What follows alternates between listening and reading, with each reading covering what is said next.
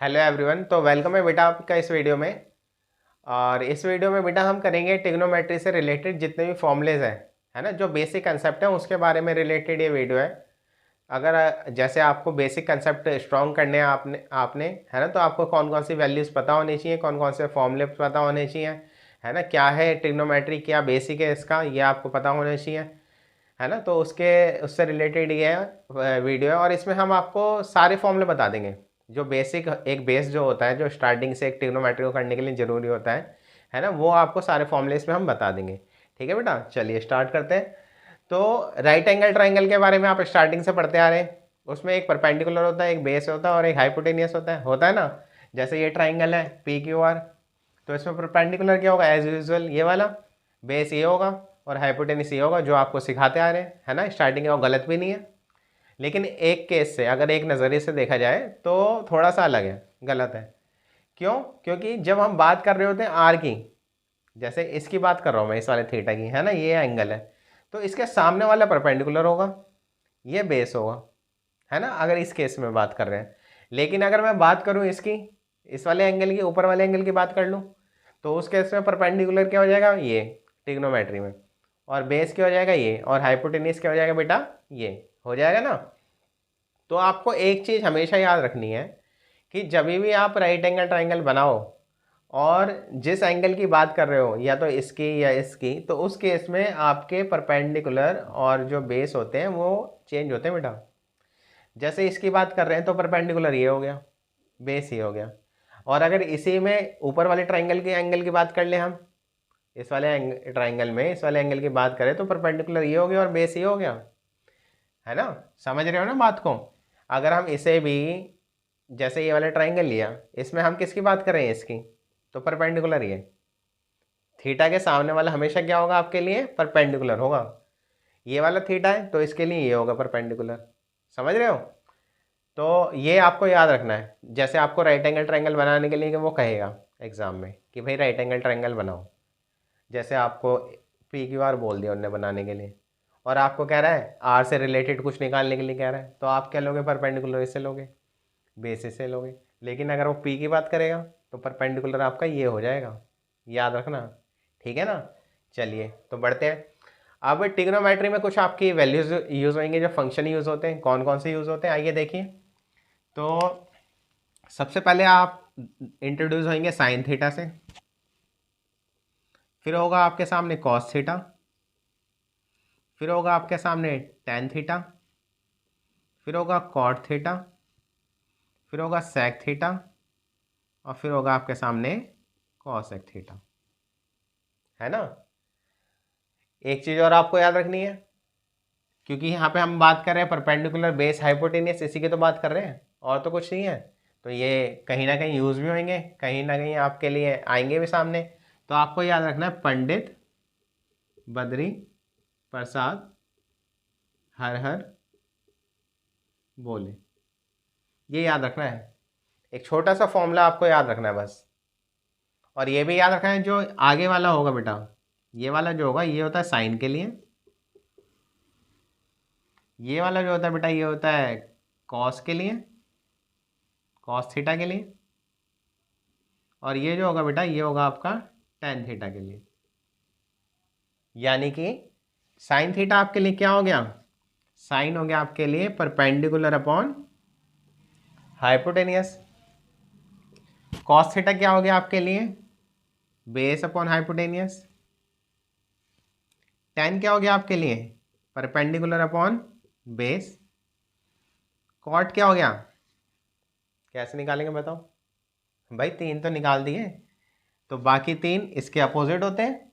यानी कि टेन किसका अपोजिट होगा बेटा, कॉट का। यानी कि अगर टेन पी अपॉन में बी है तो कॉट क्या होगा बेटा, बी अपॉन में पी। सेक किसका अपोजिट होगा, इसका। तो ये हो जाएगा आपका क्या है, यहाँ पे बी अपॉन में एच है, तो ये हो जाएगा आपका एच अपॉन में बी। और ये होगा इसका अपोजिट, कॉसेक जो होगा साइन का अपोजिट होगा, ये हो गया आपका पी अपॉन में एच, तो ये हो जाएगा बेटा आपके पास एच अपॉन में पी, है ना। समझे। देखो कितना ईजी है। भाई आपको 3 निकालने हैं, बाकी 3 इससे आ ही जाएंगे। यानी कि ट्रिग्नोमेट्री में जब भी आपको निकालनी हो वैल्यूज़, तो आप पहले 3 अगर निकाल दो और बाकी के 3 आपको निकालने हो तो वो उसके अपोजिट हो सकते हैं, है ना। चलिए देख लिए, देख लो, इसे आ रहा है ना, दिख रहा है ना, ठीक है, क्लियर दिख रहा है आपको। तो बेटा ये समझ में आ गया। एक ट्रिग्नोमेट्री में आपको एक ट्राइंगल दिया होगा और उस ट्राइंगल में आपको कुछ वैल्यूज़ वो निकालने के लिए कहेगा, फाइंड करने के लिए। जैसे 2 वैल्यूज़ दे रखी हैं आपको, तीसरी निकाल दी, उससे साइन थीटा कह सकता है निकालने के लिए, कॉस थीटा कह सकता है, कुछ भी कह सकता है वो, ए टू जेड।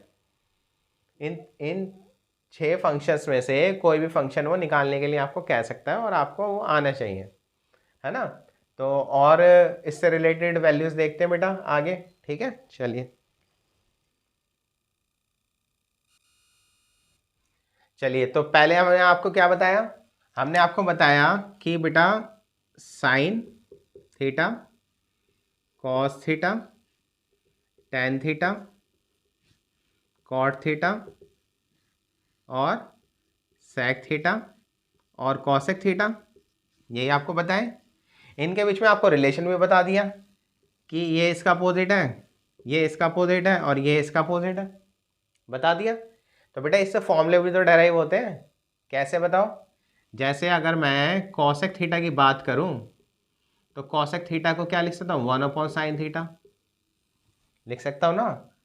और सेक को क्या लिख सकता हूँ, ओ कॉसेक को, सॉरी सेक को क्या लिख सकते हैं, सेक थीटा को क्या लिख सकते हैं बेटा, 1/cos थीटा। और टेन को क्या लिख सकते हैं बताओ, यानी कि कॉट को, चलो मान लो कॉट को लिख सकते हैं 1/tan थीटा, लिख सकते हैं ना। भाई यही तो फॉर्मूले बन गए। जैसे हमने अभी आपने देखा, पहले अभी देखा वीडियो में कुछ देर पहले, क्या देखा हमने कि साइन है, साइन को अपोजिट कर देंगे, रेसिप्रोकल कर देंगे तो हमारे पास क्या आ जाएगा, कॉसेक आ जाएगा। कॉस को रेसिप्रोकल कर देंगे तो क्या आ जाएगा, सेक आ जाएगा। टेन को कर देंगे तो कॉट आ जाएगा ना। तो ये 3 फॉर्मूले भी तो बन जाते हैं इससे, कि कॉसेक जो होता है वो 1/sin होता है ना। जैसे हमें पता है कि पंडित बद्री प्रसाद हर हर बोले, ये तो होती वैल्यूज। अगर ये आपका P/H है और ये आपका B/H है ना, और ये आपका P/H है, तो बेटा बाकी 3 तो इसके अपोजिट हो गए। ये P/B है तो ये आ जाएगा आपका B/P, और ये किसके आ जाएगा, ये आ जाएगा आपका H/B, और ये हो जाएगा आपका H/P। कैसे निकाले बताओ बाकी के 3, इसके रेसिप्रोकल करके तो निकाले आपने, है ना। तो ये 3 फॉर्मूलेज याद होने चाहिए आपको, है ना। ये दूसरे कंसेप्ट है। जैसे एक तो पहले वाला था जो आपको ये वैल्यूज़ पता होनी चाहिए, ये इसके अपोजिट होते हैं, ये आपको पता लग गए। बाकी कॉसेक सेक कॉट ये इससे निकलते हैं। एक चीज़ और याद रखनी है आपको छोटी सी, जैसे टेन थीटा जो होता है बेटा, टेन जो होता है वो होता है sin/cos। अगर साइन थीटा को कॉस थीटा से आप डिवाइड कर देते हो तो आपके पास आ जाता है टेन थीटा। और आपको पता है कि कॉट जो होता है वो उसका रेसिप्रोकल होता है, यानी कि कॉट थीटा क्या हो जाएगा फिर हमारे पास, कॉट थीटा आ जाएगा कॉस थीटा अपॉन में साइन थीटा। समझे, है ना, कितना इजी है, देखो दिख रहा है ना। दिख रहा है। तो ये बेटा फॉर्मूलेज हैं, ये आपको आइडेंटिटी याद होनी चाहिए। आप जैसे आप क्वेश्चंस करोगे आगे, बहुत सारे क्वेश्चंस आएंगे आएंगे ना, तो उसमें आपको ये वैल्यूज़ आपको याद होनी चाहिए। जैसे जैसे आप क्वेश्चन करते रहोगे वो तो आपको पता लगने लगेगी, तो ये कैसे निकालते हैं, है ना, ये आपको याद होनी चाहिए। चलिए आगे देखते हैं, अब देखते हैं आगे कुछ क्वेश्चंस, मतलब फॉर्मूलेज इसके रिलेटेड देखते हैं। चलिए बेटा अब देखते हैं इसमें हम वैल्यूज़ इसकी ट्राइंगल की। जैसे आपको ट्राइंगल देगा, वो राइट एंगल ट्राइंगल देगा बनाने के लिए, ये जैसे राइट एंगल ट्राइंगल दे दिया, तो यहाँ पे ये तो 90 डिग्री का होगा, ये ए होगा, ये बी होगा, ये सी होगा। लेकिन इन दोनों की वैल्यूज़ तो अलग हो सकती हैं। यहाँ हो सकता है 30 डिग्री, यहाँ होता है 45 डिग्री, 45 नहीं सॉरी 60 डिग्री, ये 60 डिग्री का हो जाएगा। और ऐसा भी हो सकता है कि एक और ट्राइंगल दे दे वो आपको, ये P हो गया, ये Q हो गया, ये R हो गया। यहाँ पे 90 डिग्री दे दें और यहाँ पे 45 दे दें और यहाँ पे भी 45 डिग्री दे दें, ये हो सकता है। और इसमें साइन 60, साइन 45 इनकी वैल्यूज आपको याद होनी चाहिए। तो कैसे वो निकालते हैं, कैसे हमें पता होती है, क्या कहाँ से आएंगी वो वैल्यूज, चलिए देखते हैं। तो हम बनाएंगे अब इसकी टेबल। अभी तो आपको हमने वैल्यूज बता दी, अब हम सीखेंगे टेबल कैसे बनती है ना, जो आपके उसमें क्लास में दी हुई है, उसमें 10th में। ठीक है, चलिए देखते हैं। तो बेटा एक टेबल बना ली जल्दी से, थोड़ा सा पेशेंस आप रखें, है ना। चलिए टेबल बनाना सिखा रहे हैं बेटा आपको, है ना। ये कैसे आपको टेबल पता होनी चाहिए, दिख रहा है ना, दिख जाए।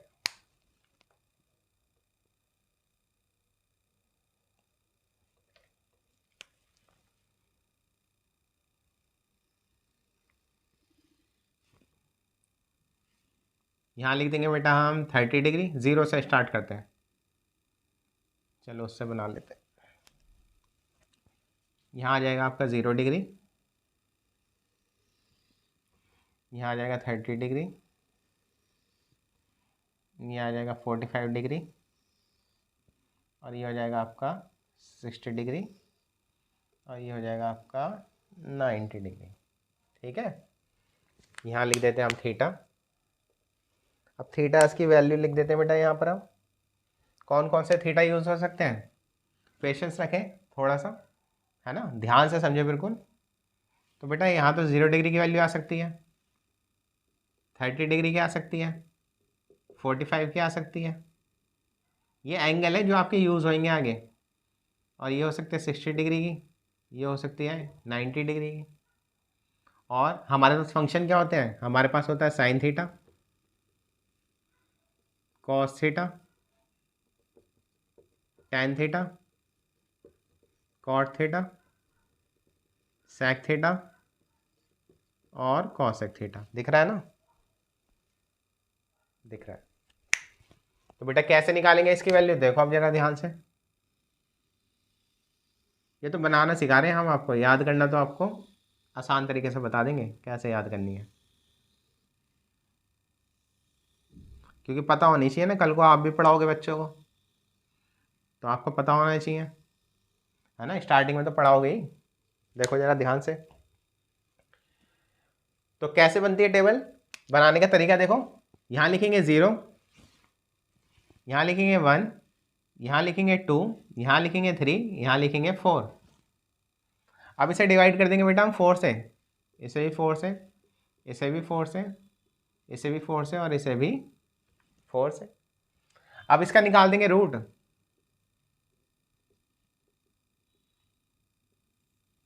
इनका निकाल देंगे रूट। तो 0/4 यानी कि 0, और 0 का रूट क्या हो गया 0। 1/4 इसका रूट कितना हो गया 1/2, कैंसिल हो जाएगा, 1/2 आ जाएगा, ये कितना आ जाएगा 1/√2। और ये कितना आ जाएगा, ऊपर आ जाएगा √3 और 4 का रूट कितना आ जाएगा 2। 4 से 4 कैंसिल हो गया, यहाँ आ गया 1। देखो साइन 0 की वैल्यू 0, साइन 30 की वैल्यू 1/2, साइन 45 की 1/√2, साइन 60 की √3/2 और साइन 90 की 1। अब कॉस की कैसे निकालेंगे, आपको 90 वाली वैल्यू भेजनी है 0 पे, 0 वाली वैल्यू भेजनी है 90 पे, 60 वाली वैल्यू भेजनी है 30 पर और 30 वाली वैल्यू भेजनी है आपको किस पे 60 पर, और 45 वाली यहीं रहेगी। ये भी बताएंगे आपको क्यों होती है ना। अच्छा मैंने आपको एक थोड़ी देर पहले आपको वैल्यू बताई थी tan थीटा की, क्या होती है, क्या बताया था मैंने आपको, ये बताया था मैंने साइन थीटा अपॉन में कॉस थीटा किसके बराबर होता है tan थीटा के। यानी कि अगर आप tan निकालना है अगर आपको, तो क्या कर सकते हो आप साइन अपॉन में कॉस करके tan की वैल्यू निकाल सकते हो ना। अगर आपको tan 0 डिग्री की वैल्यू निकालनी है, tan 0 डिग्री की निकालनी है, तो कैसे निकालोगे? 0/1, 0/1 तो कितना आ जाएगा? 0। भाई इसकी 0, इसकी 1, यह 0 आ गया। 1/2 और √3/2, 2 से 2 कैंसिल हो जाएगा, ऊपर रह जाएगा 1, नीचे रह जाएगा √3।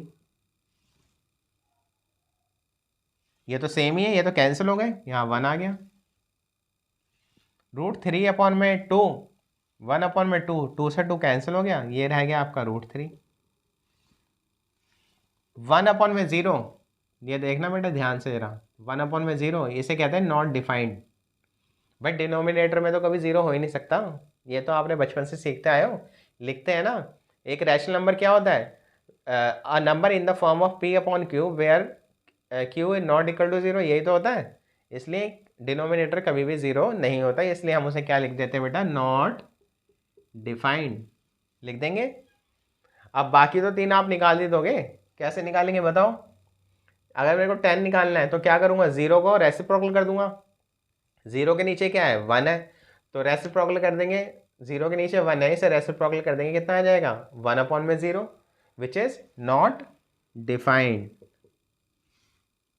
है ना। इसको tan 30 की वैल्यू क्या है? 1/√3, तो ये कितना आ जाएगा? √3। रेसिप्रोकल कर दिया ना, √3/1 आ गया, 1 तो एक ही बात है, √3। इसे रेसिप्रोकल करेंगे, 1 आया। √3 के नीचे क्या है? 1 है, तो कितना आ जाएगा? 1/√3। नॉट डिफाइन क्या होता है? 1/0। इसे रेसिप्रोकल करोगे कितना आ जाएगा? ये, और इसे रेसिप्रोकल करोगे ये आ जाएगा। यानी कि नॉट डिफाइन को अगर हम रेसिप्रोकल करेंगे तो कितना आ जाएगा बेटा? 0/1 विच इज 0, है ना। ऐसे ही सेक क्या होता है? किसका रेसिप्रोकल होता है? कॉस का। तो 1 को रेसिप्रोकल करेंगे, 1 आ गया बेटा। इसे करेंगे तो कितना आ जाएगा? 2/√3, और ये कितना हो जाएगा आपका? √2, है ना। इसको कर रहे हैं ना रेसिप्रोकल, ये आपको पता है ना, ये इसके रेसिप्रोकल होते हैं, है ना, आपको बताए थे अभी। ऐसे इसको कर दो बेटा, ये कितना आ जाएगा? ये आ जाएगा आपका 2, और इसको करोगे तो 0/1, तो कितना आ जाएगा? 1/0 विच इज नॉट डिफाइंड। ऐसे ही आपको ये निकालना है सेक, सेक थीटा किसका रेसिप्रोकल होगा? साइन का। तो ये कितना आ जाएगा? 0/1, यानी कि 0/1, तो कितना आ जाएगा? 1/0 विच इज नॉट डिफाइंड। इससे रेसिप्रोकल करो तो ये कितना आ जाएगा? 2, कितना आ जाएगा? 2। इसे करेंगे कितना आ जाएगा? √2, और इसे कर देंगे कितना आ जाएगा? 2/√3, और ये कितना आ जाएगा बेटा? 1। देखो बन गई टेबल, है ना। मतलब पेपर में तो नहीं आती है बनाने के लिए, लेकिन फिर भी आपको एक बार बनाना सीख जाओगे तो थोड़ा इजी रहेगा याद करना, है ना। देख लो, इसे समझ में आ रही है? बढ़िया बनी है, अच्छी लग रही है, दिखने में भी अच्छी लग रही है। चलिए तो आगे बढ़े। अब आप सोच रहे होगे याद कैसे करेंगे यार, इतनी बड़ी टेबल है इसको कैसे याद करेंगे? अभी वैसे ही इतने सारे कंसेप्ट होते हैं याद करने के लिए, कोई बात नहीं, आपको एक आसान तरीका बता देते हैं याद करने का, है ना। ज़रूरत ही नहीं है इसे देखने की, लेकिन आनी चाहिए आपको, है ना। चलिए देखते हैं। चलिए, तो अभी हमने देखा टेबल, है ना, उसकी वैल्यूज़ भी देखी, लेकिन वो याद करना थोड़ा टफ है स्टार्टिंग में। वैसे तो याद हो जाती है, लेकिन फिर भी स्टार्टिंग में कभी कभी प्रॉब्लम आती है। तो हम आपके लिए बेटा ट्राइंगल लेके आए हैं, ट्राइंगल दे दिया आपको बना के, जिससे आप याद कर सकते हैं वैल्यूज़। देखो ये 45 वाला ट्राइंगल है। दो ट्राइंगल आपको याद रखने हैं बस, 0 और 90 की वैल्यू तो याद रख लेना, हो जाती है वो, कोई ऐसी प्रॉब्लम नहीं होती। 0 और 90 की वैल्यू या तो 1 होगी या आपकी क्या नाम है 0 होगी, है ना। और वो ज़्यादा यूज़फुल भी नहीं होती है, मतलब यूज़फुल होती हैं, मतलब यूज़ नहीं होती हैं ज़्यादातर स्टार्टिंग में। स्टार्टिंग में आपको यही कंसेप्ट आएंगे, यानी कि 30 वाला, 60 वाला, 45 वाला, है ना। और यही तो मेन है भाई, 0, 30, 45, 60, 90 यही होती हैं। अगर 0 और 90 की आप किसी तरीके से मैनेज कर लो याद करके, तो बाकी 3 के लिए तो फॉर्मूला बता ही रहे हम आपको। तो आपको 2 ट्राइंगल याद रखने हैं बेटा बस। कौन से? एक तो 30 60 का, एक 45 का, है ना। देखो जैसे ये 90 डिग्री का एंगल दे दिया आपको, ये भी 90 का है, ये 30 का, ये 60 का, ये 45 का, ये भी 45 का। अब 60 के सामने √3 लिखना है, 30 के सामने 1 लिखना है, और 90 के सामने 2। यहाँ 45 के सामने 1, यहाँ 45 के सामने 1, और ये कितना आ जाएगा √2। दो वैल्यूज़ हैं, है ना, बस दो ट्राइंगल हैं। अब बताओ किसके निकालें, बताओ किसके निकालें वैल्यू। साइन 30 डिग्री की। साइन क्या होता है पता ही है आपको, P/H। भाई यही तो होता है। 30 की बात हो रही है। परपेंडिकुलर क्या होगा बताओ, जल्दी बताओ। परपेंडिकुलर होगा उस केस में ये, बेस क्या हो जाएगा बताओ, बेस हो जाएगा ये, और हाइपोटेनियस क्या हो जाएगा ये, यही तो हो जाएगा। परपेंडिकुलर क्या है 1, और हाइपोटेनियस क्या है 2। आ गया। और अगर आपको किसकी वैल्यू क्या दे ये, साइन 60 की निकालने के लिए, तो क्या होता है P/H, यही होता है। 60 के लिए क्या होगा बताओ, क्या हो जाएगा। 60 के लिए परपेंडिकुलर चेंज हो जाएगा ना बेटा, ये तो बात याद रखनी पड़ेगी आपको। देखो है ना, ऐसे नहीं चलेगा काम, थोड़ा बहुत तो मेहनत करनी पड़ेगी आपको। परपेंडिकुलर कितना हो जाएगा आपके लिए √3, और हाइपोटेनियस कितना हो जाएगा 2। ये वैल्यूज़ होती हैं, देख लो आप टेबल में जाके, कोई भी वैल्यू निकाल दो यहाँ से। ऐसे ही अगर मान लो आपको tan 30 निकालना है, चलो tan 45 निकाल देते हैं पहले। क्या होता है बताओ, परपेंडिकुलर अपॉन में बेस, यही होता है। अगर हम 45 की बात कर रहे हैं, परपेंडिकुलर क्या है आपके पास ये, और बेस क्या है, आप कोई भी ले सकते हो, आप यहाँ से ले लो या यहाँ से ले लो, बात एक ही है। परपेंडिकुलर क्या है 1, बेस क्या है 1, विच इज़ 1। हो गया ख़त्म। बताओ किसकी निकालें, और है कोई मुश्किल। मान लो cos 45 की निकाल लें, चलो cos 45 कितना होता है B/P, है ना, B/H। यार गलती कर रहे हो देखो। बेस क्या है आपका बताओ, 45 की याद करें, बेस कितना हो गया 1, और हाइपोटेनियस क्या है 1 अपॉन में, मतलब √3 आ गया, √2 आ गया सॉरी, है ना इजी। देखो ध्यान से, देखो ये छोटे से दो ट्राइंगल में आपकी पूरी टेबल खत्म कर दी हमने, है ना, कितना अच्छा कंसेप्ट। ये एडवांस मैथमेटिक्स में यूज होता है ये, वैसे तो आपके एनसीईआरटी में भी दिया हुआ है, लेकिन थोड़ा बच्चे ध्यान नहीं देते, इसलिए नहीं समझ में आ पाता। बड़े फिर आगे समझ गए, कोई प्रॉब्लम तो नहीं है। दो ट्राइंगल आपको याद रखने हैं, 30 का और 60 का। 60 के सामने √3 आएगा हमेशा, 30 के सामने 1 आएगा, और इसकी वैल्यू 2 आ जाएगी। ऐसे ही इसके सामने 45 है, ये 1 हो जाएगा, ये भी 1 हो जाएगा, ये √2 हो जाएगा। अब ये तो आपको बात पता है कि थीटा के सामने वाला परपेंडिकुलर होता है। अगर इसकी बात करेंगे तो ये परपेंडिकुलर है, इसकी बात करेंगे तो ये परपेंडिकुलर है ना। चलिए आगे बढ़ते हैं फिर। चलिए बेटा आगे बढ़ते हैं। तो अब आगे आइडेंटिटी सीखते हैं हम, कौन सी आपको वैल्यूज़ याद रखनी है, कौन सी आपको आइडेंटिटी याद रखनी है। सबसे पहले आपको एक ये वाली आइडेंटिटी याद रखनी है, बाकी जो दो आइडेंटिटी है वो हम इसी से डराइव करके आपको बताएंगे। एक आपको पता होनी चाहिए sine square theta plus cos square theta का जो सम होता है बेटा, वो किसके इक्वल होता है 1 के, हमेशा याद रखना। तो ये तो पहली आइडेंटिटी है, ये जो है बेटा आपकी फर्स्ट आइडेंटिटी है, और इसी आइडेंटिटी से हम आपको बाकी की जो दो आइडेंटिटी है वो निकालना सिखाते हैं, है ना। निकालना एग्ज़ाम में आएगा नहीं, लेकिन आपको पता होना चाहिए ना भाई, क्योंकि आगे आपको एग्ज़ाम देने है ना, तो आपको बेसिक तो पता होना चाहिए भाई कैसा होता है। ये हो गई आपकी फर्स्ट वाली आइडेंटिटी, है ना। चलिए देखें, तो इसी से निकालते हैं बेटा। Sine square theta plus cos square theta किसके इक्वल होता है 1 के। अगर मैं इसे dividing by cos square theta कर दूं बेटा, तो साइन के नीचे क्या आ गया, साइन स्क्वायर थीटा अपॉन में कॉस स्क्वायर थीटा आ गया, और ये कितना आ गया कॉस स्क्वायर थीटा, और अपॉन में कॉस स्क्वायर थीटा आ गया, विच इज़, और ये आ गया 1 अपॉन में कॉस स्क्वायर थीटा। कोई प्रॉब्लम तो नहीं है, क्या करा है बताओ, कुछ नहीं करा भाई। जो ऊपर वैल्यू दे रखी थी उसको हमने कॉस स्क्वायर से तो डिवाइड करा, इसके नीचे भी कॉस स्क्वायर लिख दिया, इसके नीचे भी लिख दिया, और इसके नीचे भी लिख दिया, है ना। अब कुछ हो सकता है इसमें, बताओ भाई। कॉस स्क्वायर से कॉस स्क्वायर तो कैंसिल हो गया। और एक आपको बात पता है, क्या बताया था हमने आपको स्टार्टिंग में, भाई टेन थीटा जो होता है किसके इक्वल होता है, साइन अपॉन में कॉस के। यही होता है ना, साइन थीटा अपॉन में किसके होता है, कॉस थीटा के।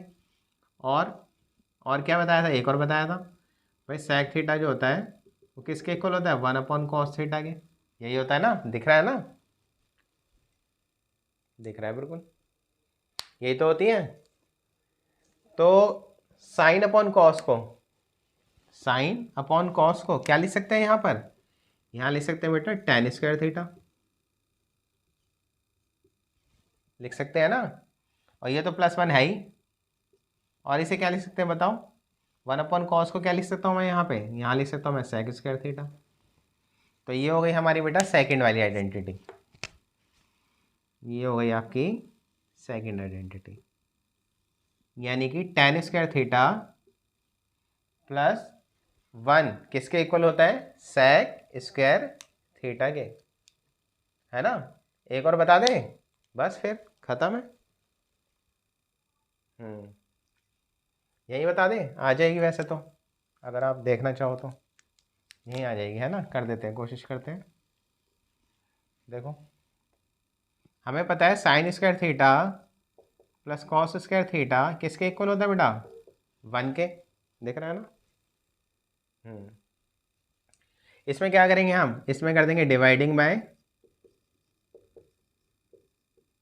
बाय, यहाँ किससे करा था बताओ, कॉस से, यहाँ कर देते हैं साइन से, साइन स्क्वायर थीटा से। तो अगर मैं इसे साइन से कर दूंगा बेटा, तो ये आ जाएगा साइन स्क्वायर थीटा अपॉन में साइन स्क्वायर थीटा, यह आ जाएगा कॉस स्क्वायर थीटा और अपॉन में साइन स्क्वायर थीटा, और ये भी आ जाएगा वन अपॉन में साइन स्क्वायर थीटा। आ जाएगा ना, कोई प्रॉब्लम तो नहीं है इसमें। और आपको क्या पता है बताओ, एक चीज़ और पता है आपको, भाई टेन जो होता है, कॉट जो होता है वो टेन का रेसिप्रोकल होता है। अगर टेन ये है तो कॉट किसके इक्वल होगा, कॉट होगा कॉस अपॉन में